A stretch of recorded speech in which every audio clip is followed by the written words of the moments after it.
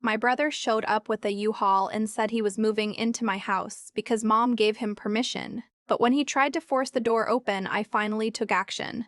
Okay, prepare yourself, because what I'm about to tell you is absolutely insane. What would you do if your own family decided your hard-earned home was their free crash pad, showed up with a U-Haul, and literally tried to force their way in? Because that's exactly what happened to me, and it triggered a family war that pushed me to my absolute breaking point. It all started innocently enough, or so I thought. It was 11:47 p.m. on a Tuesday night. I was winding down, almost asleep, when my phone buzzed. A text from my older brother, Chase. I opened it, and the harsh blue light of the screen illuminated my bedroom. I just stared. It wasn't a question. It wasn't a polite request. A "Hey man, can we crash for a bit?" No, it was a direct, unapologetic statement. "Jake, we're moving in on Friday. Mom already agreed. Clean out the guest room. We're moving in." My jaw dropped. My guest room. Like my house was some budget motel he'd already booked through our mother, and I was just the underpaid housekeeping staff expected to turn down the bed sheets. The exhaustion from a grueling 10-hour workday instantly evaporated, replaced by this cold, sharp spike of adrenaline. I sat bolt upright. I scrolled back through our message history. The last text from Chase was 4 months ago, when he asked to borrow my SUV for a quick errand. He returned it 3 days later with an empty gas tank, fast food wrappers everywhere, and a massive scrape on the passenger side door that he swore was already there. Before that, 7 months ago, he'd begged for $400 for emergency car repairs so he wouldn't lose his job. 2 days after I transferred the money, I saw him posting Instagram stories from a VIP table at a downtown nightclub, popping bottles with his friends. And now, he was moving in. With who? His girlfriend, Chloe. Her 2 massive, untrained pit bulls. Oh, and a random collection of roommates he'd apparently promised my spare space to. My blood ran cold. This wasn't happening. I hit the call button. It rang once, twice. Voicemail. Classic. Chase. I called again. Voicemail. On the third attempt, he finally picked up. The background noise was deafening, heavy bass music, shouting, clinking glasses. "Yo, what's up, little bro?" He shouted over the din. "Chase, what the hell is this text message?" I demanded, keeping my voice dangerously level. "What text?" He sounded genuinely confused, like he'd sent a message declaring war on my personal space, immediately forgotten about it, and gone right back to partying. The one about moving into my house this Friday. Oh yeah, sick, right? Me and Chloe need a place to crash for a few months. Our lease is up, and the landlord's being a total tool about renewing. Mom said your guest room is just sitting empty anyway, so it works out perfect. Mom said? I repeated, my grip on the phone tightening until my knuckles turned white. Chase, I never talked to Mom about this. Well, she said you'd be cool with it, or she said she was gonna talk to you. I don't know, man. The point is, we need a spot. You've got a massive house with extra space, and we're coming Friday. It's family. You're not going to say no to family. It's family. You're not going to say no. There it was. The ultimate weapon. The guilt bomb they'd been dropping on my head since I was old enough to walk. When our dad needed someone to co-sign a high-interest auto loan because his credit score was in the gutter. Family. When my older sister Sarah needed free babysitting every single weekend because she deserved a break from the kids she chose to have. Family. When Chase wrecked his first car while driving under the influence and needed someone to lie to the insurance investigator. Family. And now, apparently, the word family meant I was legally obligated to hand over the keys to the house I had bled for. Chase, I said, my voice shaking with a fury I rarely let show. I am not running a halfway house. You are not moving in here. Wool harsh, he scoffed, his tone dripping with unearned arrogance. We just need 3 months, 4 tops, maybe 6 if Chloe's freelance thing doesn't take off. We're just trying to get on our feet. We need a fresh start. You know how it is. I didn't know how it was, because when I needed a fresh start at 24, drowning in student debt, and laid off from my first real job, nobody offered me a warm guest room.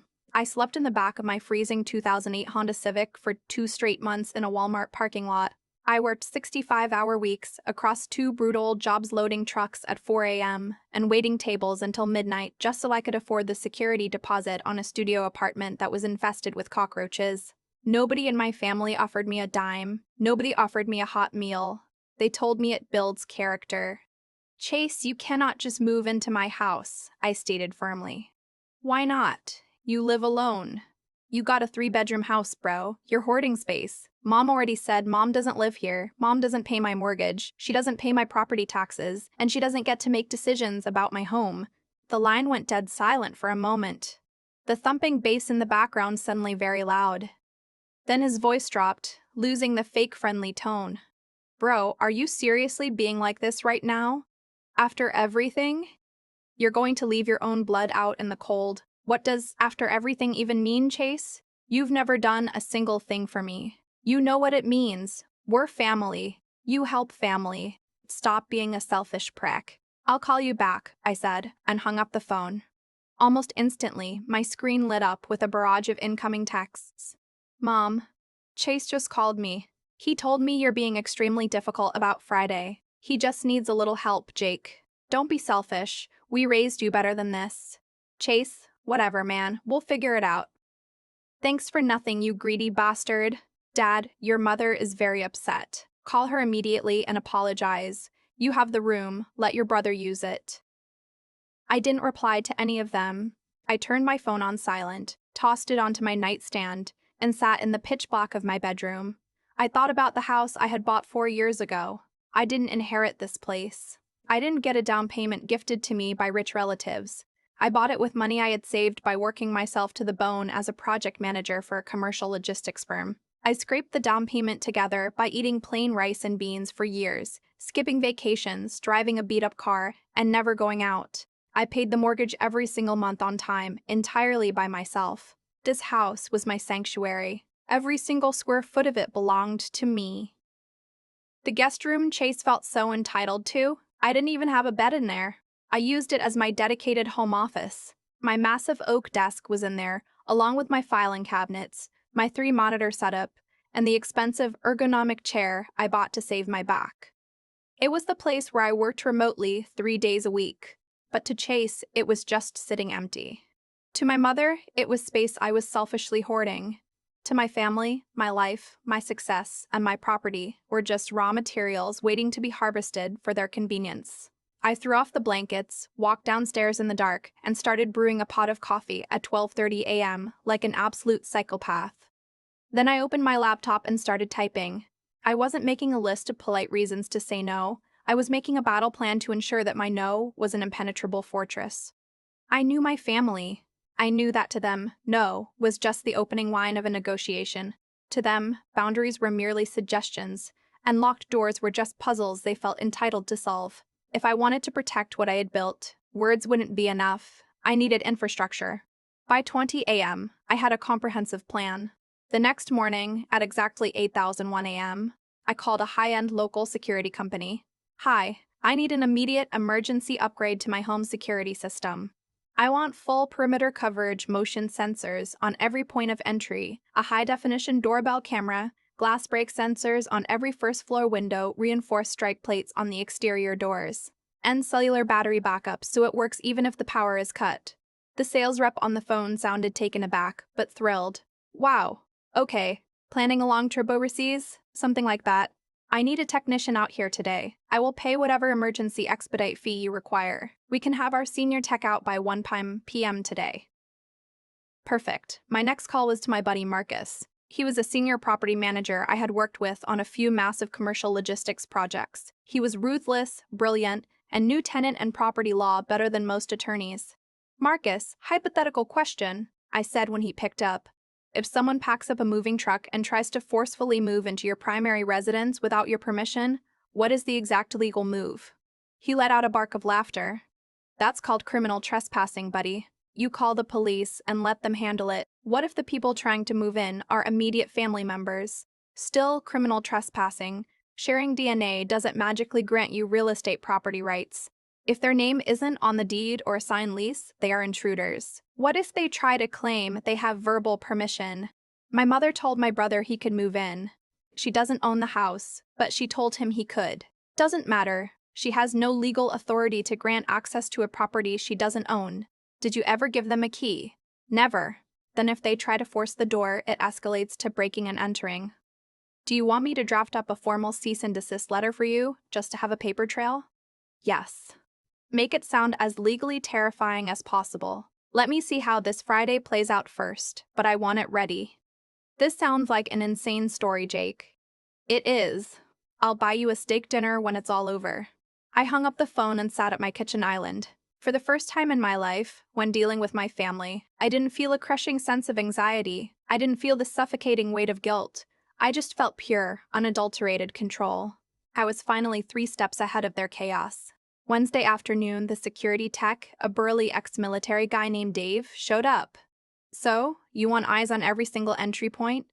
Dave asked, looking over my property lines. "Every single one. Front door, back patio door, side garage door, and all 6 windows on the ground floor." He raised an eyebrow, unpacking his massive tool bag. "You expecting a cartel hit, buddy? Let's just call it extreme preventative maintenance against unwanted guests." Dave grinned. "I like your style. Let's lock this place down." It took him 5 hours. By the time the sun set, my house was a technological fortress. I had 4 4K night vision cameras covering the perimeter. Every door and window had a sensor. The front door had a keypad deadbolt with a 12-digit code only I knew. I had a master control panel in the hallway and an app on my phone that let me monitor every square inch of my property in real time. The total cost was $4,500, and it was the best money I had ever spent. The Ring doorbell camera was the crown jewel. 2-way audio, crystal clear video, and motion tracking. "You're all set," Dave said, wiping grease off his hands. "You'll get push notifications on your phone anytime a sensor is tripped. You can arm and disarm the system remotely from anywhere in the world. And if the alarm triggers while armed, it automatically bypasses the monitoring center and dispatches local law enforcement directly." "You have the premium package automatically?" I asked, thrilled.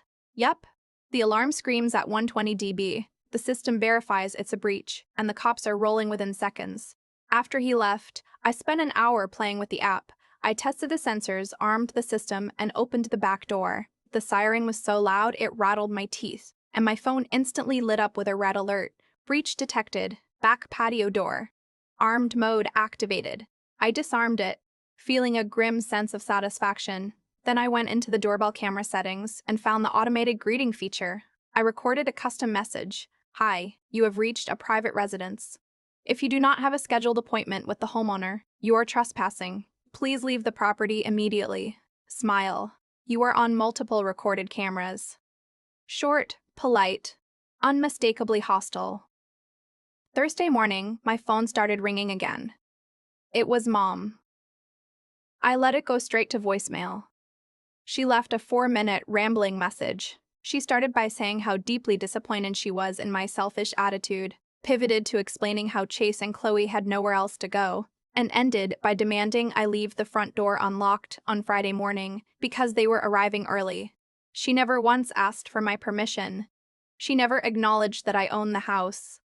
She just expected me to submit. I deleted the voicemail. Then Chase texted me, "You're really gonna do this? You're gonna make us homeless? Wow. Just, wow. Homeless, right? Like he wasn't currently sitting in a fully furnished apartment. Like he didn't have a dozen friends he partied with every weekend. Like his complete and utter failure to plan his life was somehow my emergency to fix." I didn't respond. Instead, I called Marcus. "Send me that cease and desist letter. Check your email. It's unofficial legal letterhead from my retaining firm." "Who were the targets?" "My brother Chase and my mother Susan." Marcus whistled over the line. "Mother and brother, you don't mess around. Family drama is my favorite spectator sport. Keep me posted." Friday morning arrived, moving day. I woke up at 6 a.m. I printed 3 copies of the cease and desist letter on the thickest, most expensive paper I owned. I read through the legal jargon. It explicitly stated that any attempt to enter, occupy, or claim residence at my address without my express written consent constituted criminal trespassing, and that law enforcement would be involved immediately. It was a beautiful document. I sealed them in heavy manila envelopes and left them on my kitchen counter. I checked my security app. The perimeter was secure. No movement. I armed the system to away mode, grabbed my laptop bag, and left the house. But I didn't drive to my corporate office. Instead, I drove to a small independent coffee shop exactly 3 blocks away from my neighborhood. I ordered a large iced Americano, sat at a corner table with a perfect view of the street, opened my laptop, and waited. Chase's text had said they were moving in today. I wanted a front row seat to the exact moment reality hit him in the face. Asterisk, update 1. Asterisk at exactly 10:47 a.m., my phone vibrated violently against the cafe table. Alert, motion detected at front door. I opened the app. The 4K video feed loaded instantly. There they were. Chase and Chloe were standing on my front porch. Chase was wearing a backward snapback and holding a massive stuffed duffel bag. Kala was dragging two oversized pink suitcases. Parked illegally in my driveway, crushing half of my manicured flower bed, was a faded orange U-Haul box truck. I watched the live feed as Chase confidently reached forward and pressed the doorbell. Instantly, my recorded voice echoed clearly out of the doorbell speaker. "Hi, you have reached a private residence. If you do not have a scheduled appointment with the homeowner, you are trespassing. Please leave the property immediately." Smile. You are on multiple recorded cameras. Chase physically recoiled. He looked up, squinting at the camera lens, and let out a nervous laugh. He waved his hand in front of the lens. "Yo, Jake, it's me, bro." Very funny with the robot voice. "Open up." Man, this bag is heavy. I tapped the microphone icon on my screen to activate the two-way audio. I took a sip of my coffee, leaned into my phone, and spoke. "Chase, you are not welcome here. Take your bags, get back in that truck, and leave my property." Chase's smile vanished. He stepped closer to the door, his brow furrowing in anger. "Dude, what the hell is your problem?" We drove 4 hours this morning. We have the truck for the whole weekend. Open the damn door." "I told you no on Tuesday. You ignored me. I am telling you no right now. If you don't leave, you are criminally trespassing."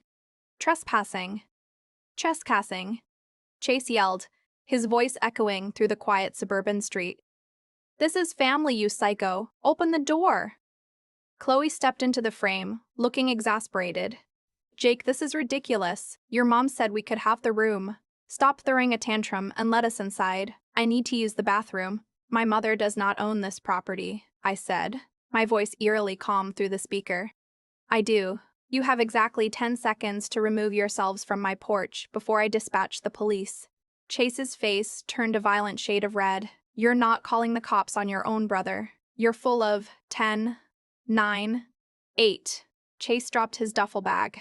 He pulled out his phone and started frantically typing, probably texting our mother. 7, 6. Chloe grabbed his arm, looking nervously around at the neighboring houses. "Chase, maybe we should just go. People are looking." "No," Chase snapped, shaking her off. "He's bluffing. He's a coward. He's always been a coward." 5, 4. My phone buzzed with an incoming text from Mom. "Jake, what on earth is wrong with you? Let your brother inside right this second. Stop this foolishness." 3, 2. Chase lost his temper completely. He lunged forward, grabbed my front door handle, and wrenched it hard. The reinforced deadbolt didn't even wiggle. He jiggled it violently, then balled his hand into a fist and started pounding on the heavy wood door. "Open the door, Jake. Stop being and open the door." 1. I didn't just call the police. I tapped the red emergency siren button on the security app. Instantly, the 120 decibel alarm erupted from the exterior speakers of my house. It was a piercing, deafening wail that sounded like an air raid siren. On the video feed, Chase and Chloe both clamped their hands over their ears, stumbling backward off the porch in sheer panic. My phone screen flashed red again. "Alert! Alarm triggered. Law enforcement dispatched." I sat back in my chair at the coffee shop, took another slow sip of my Americano, and watched the chaos unfold on my screen. It was better than any movie I had ever seen. The police arrived in less than 6 minutes. I watched the black and white cruiser pull up behind the U-Haul, its lights flashing brilliantly in the mid-morning sun. The alarm was still screaming. Kalo was standing on the sidewalk, practically in tears, holding her phone to her ear. Chase was pacing furiously in the driveway. 2 officers stepped out of the cruiser. The older one, a veteran with a graying mustache who looked like he was already exhausted by the day, put his hand up. "Sir, step away from the residence and keep your hands visible." The older officer shouted over the alarm. Chase spun around, looking relieved. "Finally! Thank God you're here. My psycho brother locked us out of the house and turned on this alarm." "This is your residence?"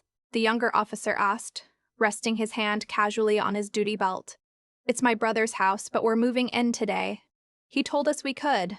The older officer frowned, looking from Chase to the massive U-Haul truck parked on the grass. The homeowner explicitly told you that you could move in? Well, Chase stammered, his confidence faltering. Our mom told us we could. She set it all up. That is not the same thing, son. It is the same thing. It's family. I closed my laptop, packed my bag, and walked the 3 blocks back to my house. I wanted to handle the rest of this in person. By the time I walked up the sidewalk, the officers had separated Chase and Chloe.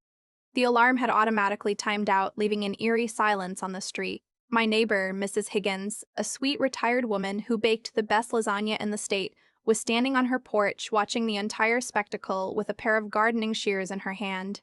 I approached the older officer calmly and extended my hand. Good morning, officers. I am Jake, the homeowner. The older officer shook my hand. You're the one who triggered the panic alarm. Yes, sir. I monitored the situation remotely via my security cameras. Chase pointed a shaking finger at me. See, there he is. Tell them this is a huge misunderstanding. Jake, tell them Mom said we could stay. I didn't even look at Chase. I kept my eyes locked on the officer. There is no misunderstanding here, officer. These 2 individuals showed up uninvited, attempted to force entry into my home, and refused to leave after I gave them multiple verbal warnings to vacate the premises. That's a lie, Chloe shrieked from the sidewalk. He never warned us.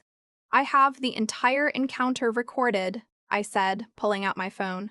High-definition video and 2-way audio, fully time-stamped. Would you like to review the footage? The younger officer nodded. Yes, please. I opened the app and played the footage from 10 minutes prior. I turned the volume up so everyone could hear. The officers watched in silence as the video showed Chase ignoring my warnings, screaming obscenities, trying to break the door handle, and pounding on the wood. When the video ended, the older officer let out a long sigh and turned to Chase. Son, that is textbook criminal trespassing. You have 0 legal right to be on this property. But he's my brother, Chase pleaded, his voice cracking. I don't care if he's the Pope, the officer replied bluntly. It is his property. He gave you a lawful order to leave. You refused and attempted to force entry. That is a crime. Chloe started sobbing loudly. We drove 4 hours. We have all our stuff in the truck. We don't have anywhere else to go. The younger officer looked at them with a hint of pity, but his voice remained firm. Ma'am, poor planning on your part does not constitute an emergency on his part. You cannot break into a house just because you have nowhere else to go. The older officer turned back to me. Sir, do you wish to press formal criminal charges today? The entire street went dead silent. Chase's face drained of all color. He looked like he was going to vomit. Charges, Jake? Dude, come on. Please don't do this. I looked at Chase. I looked at his girlfriend crying on the curb. I looked at the U-Haul truck filled with their junk. A dark, vengeful part of me desperately wanted to say yes. I wanted to see him in handcuffs, but I also knew that pressing charges right then would ignite a legal firestorm that would drag on for months, requiring me to go to court and deal with a public defender. I wanted peace, not a prolonged war. Not today, I said slowly, making sure Chase heard every word. But I want it officially documented. If they ever step foot on my property again, I will press charges to the maximum extent of the law. The officer nodded. Understood. He turned to Chase. You heard the man. You are officially trespassed from this address. If you come back for any reason, you will leave in the back of my cruiser. Now, get in your truck and leave. Chase opened his mouth to argue, saw the officer's hand rest on his cuffs, and quickly shut it. He grabbed his duffel bag, marched to the U-Haul, and slammed the door. Chloe practically ran to the passenger side. They started the loud, sputtering engine and drove away, leaving deep tire ruts in my grass. After they were out of sight, the older officer handed me a business card with an incident number written on the back. Keep this. If they show up again, call 911, reference this number, and we'll arrest them on site. Honestly, given the family dynamic, you might want to look into a restraining order. I plan on it. Thank you, officers. They drove off. I stood in my driveway, taking a deep breath of the morning air. Mrs. Higgins walked over from her yard, shaking her head. Family drama? She asked sympathetically. The worst kind, I replied. Well, you handled it beautifully. You want me to bring over a tray of lasagna tonight? Sounds like you need some comfort food. Mrs. Higgins, you are an angel. Yes, please. I went inside, locked the door, and checked my phone. It was a digital war zone. I had 17 missed calls from mom, 9 from dad, and dozens of text messages from various aunts and uncles who had clearly already been fed a twisted version of the story. I ignored all of them. 2 hours later, my doorbell rang. I checked the camera. It was Mom. She was standing on the porch wearing her Sunday church clothes, holding a massive glass dish of pot roast. She looked furious, but was trying to mask it with a tight, forced smile. I activated the audio. Mom, leave. She glared directly into the camera lens. Jake, open this door right now. We are going to sit down, eat this roast, and talk about this ridiculous stunt you pulled with the police. There is nothing to talk about. Chase tried to break into my house. He is banned from this property. He was not trying to break in. He was trying to move in exactly like I told him he could. You don't own this house, Mom. You don't make the rules here. Her face twisted into an ugly sneer. I am your mother. I brought you into this world, and you will show me some respect. Open this damn door. No. She stood there completely stunned. It was as if I had spoken to her in a foreign language. Excuse me? I said no. You have 5 seconds to leave my porch before I trigger the 120 decibel siren again. It's really loud, Mom. It'll probably make you drop that roast. You wouldn't dare, she hissed. I just had the police threaten to arrest your golden child. Try me. She stared at the camera, her chest heaving. She realized I was dead serious. Without another word, she slammed the glass dish of pot roast down onto the porch floor so hard I thought it would shatter, turned around, and stomped back to her car. She peeled out of the neighborhood. I left the pot roast on the porch for 3 hours. Then I put on a pair of rubber gloves, carried it to the outdoor trash can, and threw it away. Asterisk. Update 2. Ast. The weekend was a masterclass in toxic family dynamics. By Saturday afternoon, the flying monkeys had been fully deployed. My phone was flooded with messages from extended family members who hadn't spoken to me in years. Aunt Brenda, I heard what you did to your brother. Calling the police on family is a sin. You need to repent and apologize to your mother. Uncle Tom, you've let a little bit of money go to your head, boy. Chase's blood. Blood shares what they have. Cousin Mia, wow, just wow. Making your brother homeless so you can keep an empty room? You're actually a monster. I didn't reply to a single one. I archived the messages, blocked the numbers, and enjoyed my Saturday in absolute peace. But my family doesn't know how to quit. On Sunday afternoon, at exactly 1000 p.m., the doorbell rang again. I pulled up the camera feed. It wasn't just Chase this time.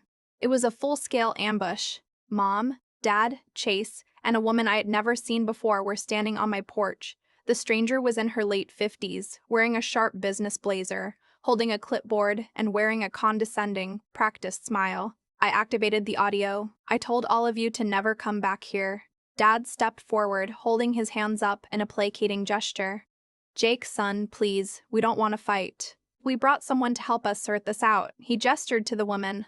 This is Dr. Eris. She's a licensed family mediator. We paid her a lot of money to come here today and help us facilitate a healthy dialogue. I literally laughed out loud. You brought a mediator to my house uninvited while I have a trespass warning against Chase? Ah! Dr. Eris stepped up to the camera, her voice dripping with artificial sweetness. Hi, Jake. I know tensions are high right now, but communication is the key to healing familial wounds. If you could just let us inside, we can sit in the living room, establish some safe boundaries, and find a compromise that works for everyone. There is no compromise, I said coldly. My boundary is that none of you are allowed on my property. That is the only boundary. Mom started crying forced theatrical tears. Jake, please, we're your family. You can't just throw us away over a stupid room. It's not about the room, Mom. It's about the fact that you view my life as a resource for you to exploit. You didn't ask me. You demanded.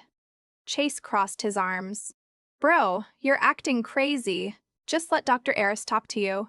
I am giving you all 10 seconds to vacate the premises before I call 911. Dr. Eris frowned, her professional facade slipping slightly. Jake, hostility isn't productive. Refusing to engage in mediation shows a lack of emotional maturity on your part. 9. 8. Dad's face hardened. You're making a massive mistake, boy. 7. 6. He's bluffing again, Chase muttered, though he took a step back toward the stairs. 5. 4. I didn't wait until 1.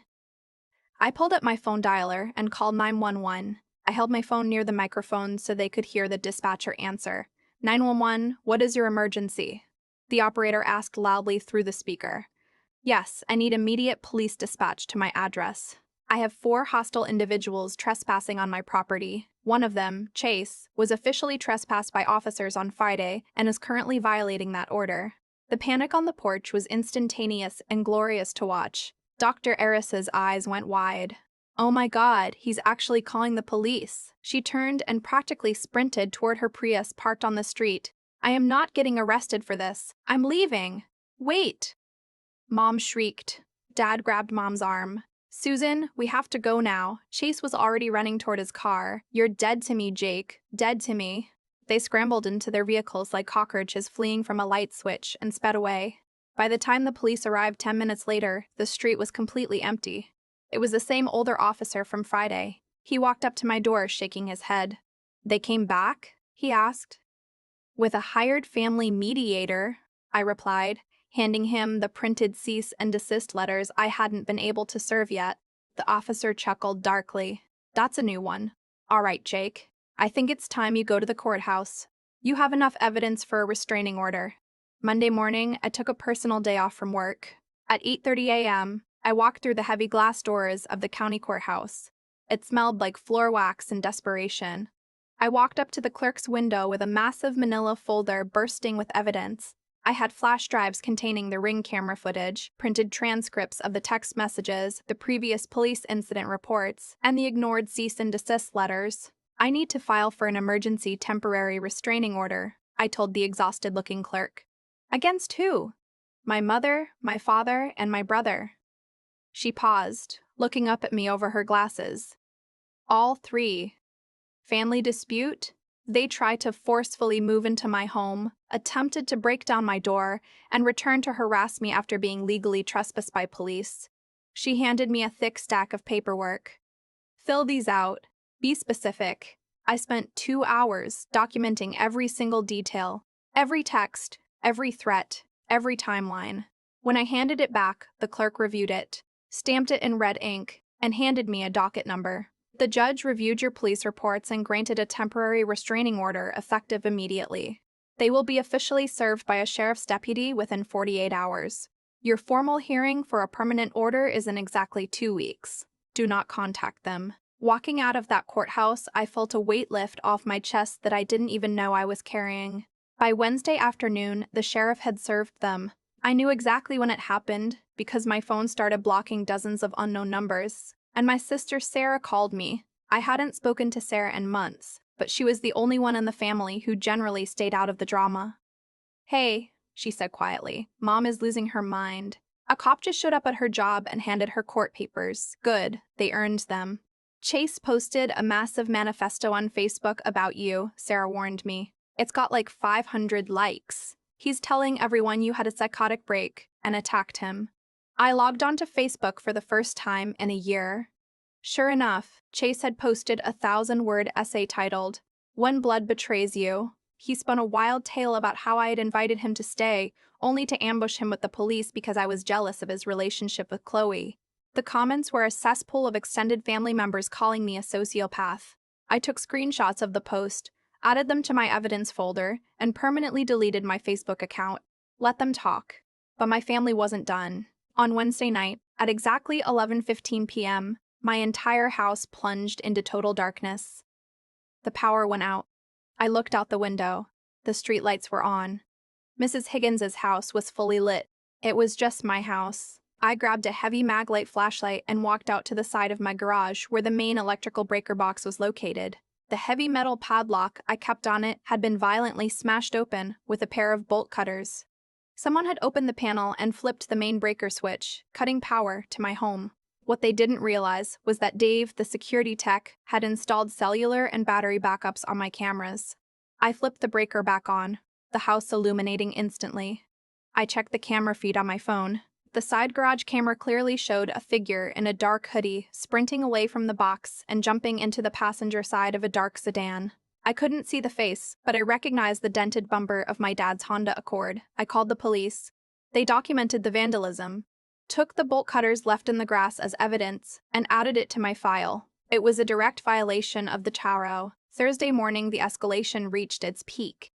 I woke up to my phone buzzing frantically. Chase was standing on the public sidewalk at the edge of my lawn, holding a piece of cardboard that read, "My brother locked me out. Please help." He was holding his phone up, live streaming the entire protest on Instagram to his hundreds of followers. I didn't go outside. I didn't yell. I just called 911. My brother is currently standing outside my home, violating an active temporary restraining order. He is live streaming it. The police arrived in 3 minutes. Sirens wailing. I watched the live stream on my secondary monitor as the cruiser aggressively hopped the curb. Chase's smug face instantly dropped. He tried to run, but the younger officer tackled him into the grass, slapping handcuffs on him right there on the live stream. The comments section on his video exploded into absolute chaos before the phone fell into the dirt and the feed cut out. Chase spent the weekend in the county jail. On Friday, Sarah sent me an email with the subject line, "You need to see this for court." It was a massive screenshot of the secret family group chat. "Mom, we have to get into Jake's house and find something to use against him in court. Financial records, anything. Dad, the lawyer said we need to prove he's mentally unstable. Aunt Brenda, how are you going to get in?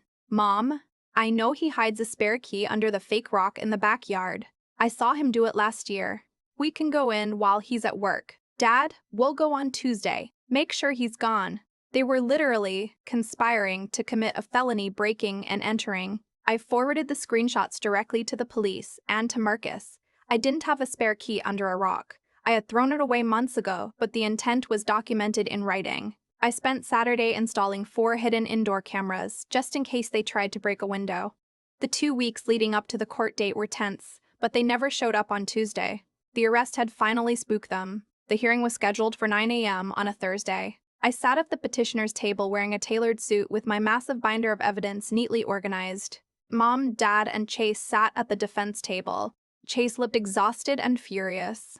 Mom looked like she was trying to play the victim, dabbing her dry eyes with a tissue. They had hired a cheap, sweaty lawyer who looked entirely out of his depth. Judge Vance, a stern woman in her 50s, who looked like she had zero tolerance for nonsense, took the bench. Case number 24-8847. Petitioner seeking a permanent protective order against Chase, Susan, and Richard. I have reviewed the petitioner's submitted evidence. Does the defense have a statement? Their lawyer stood up, clearing his throat. Your Honor, this is a simple familial misunderstanding that has been blown vastly out of proportion. My clients were acting under the assumption of an invitation. The petitioner's reaction was extreme, and my clients are simply asking for the restraining order to be dismissed so they can pursue private family counseling. Judge Vance stared at him over her glasses. Counseling? Is that what they call vandalizing a breaker box with bolt cutters and conspiring to break into a home? The lawyer stammered. Your Honor, there is no proof, Judge Vance interrupted sharply. I have time-stamped video footage of the respondent, Chase, attempting to force entry into the home. I have police reports confirming he violated a temporary order by protesting on the sidewalk, resulting in his arrest. And I have screenshots of a group chat where your clients literally planned a burglary to steal financial documents. She turned her piercing gaze to Mom. Susan, did you write this message? We can go in while he's at work? Mom stood up, her lip trembling. Your Honor, he is my son. I was just worried about his mental health. We are family. Family does not give you immunity from the penal code, ma'am, the judge snapped. You do not get to dictate who lives in a house you do not own. You do not get to harass a man at his residence. And you certainly do not get to plot a break-in. She banged her gavel, the sound echoing like a gunshot in the quiet courtroom. I am granting the permanent restraining order. All 3 respondents are ordered to maintain a distance of no less than 500 feet from the petitioner, his residence, and his place of employment. There is to be absolutely zero contact. No phone calls, no emails, no third-party messages, and no social media harassment. If you violate this order, you will face immediate arrest and mandatory jail time for contempt of court. We are adjourned. Mom let out a wail, burying her face in Dad's shoulder. Chase glared at me with pure, unadulterated hatred, but he didn't say a word. The bailiff escorted them out first.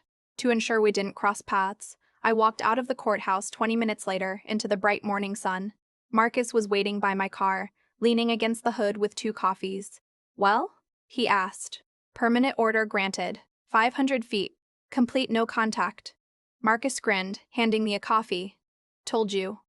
You set the boundary, you enforced it, and you won. How does it feel? I took a sip of the coffee, looking up at the sky. It doesn't feel like a celebration, I admitted. It just feels quiet. But it's a good quiet. When I pulled into my driveway later that afternoon, everything looked exactly the same as it had 2 weeks ago. The house was still there, the grass was still green, but it felt fundamentally different. It wasn't just a house anymore. It was a fortress of peace that I had successfully defended. I went inside, disarmed the alarm, and sat on my couch. The silence was beautiful. 3 months later, I received a letter in the mail from Sarah. Inside was a photograph of her and her kids at a local park, smiling and happy. On the back, she had written, "You were right. Boundaries aren't cruel. They are necessary to survive these people. I finally cut them off, too. I'm proud of you. Love, Sarah." I smiled, walked into my kitchen, and placed the photo on my refrigerator using a magnet. It sat right next to the famous lasagna recipe Mrs. Higgins had written out for me last week and a postcard from Marcus's vacation in Cabo. My fridge wasn't empty anymore. It just had different people on it. Better people. People who respected me. My phone buzzed on the counter. It was a text from Mrs. Higgins. "Making a fresh batch of garlic bread tonight. You want a plate?" I typed back, "I'll be right over." I grabbed my keys and looked at the glowing green light of my security control panel on the wall. I looked at the reinforced locks on the door. I had spent thousands of dollars and weeks of stress putting all these defenses in place to protect what I had built. I didn't really need them anymore. The family had completely backed off out of fear of jail time. But I kept the system armed anyway, because setting boundaries isn't just about keeping toxic people out of your life. It's about proving to yourself that you have the strength to do it. And that realization made all the difference in the world. So, tell me, have you ever had to stand up to your own family like this? What would you have done in my place, especially when they started pushing back? Let me know in the comments below. I really want to hear your thoughts.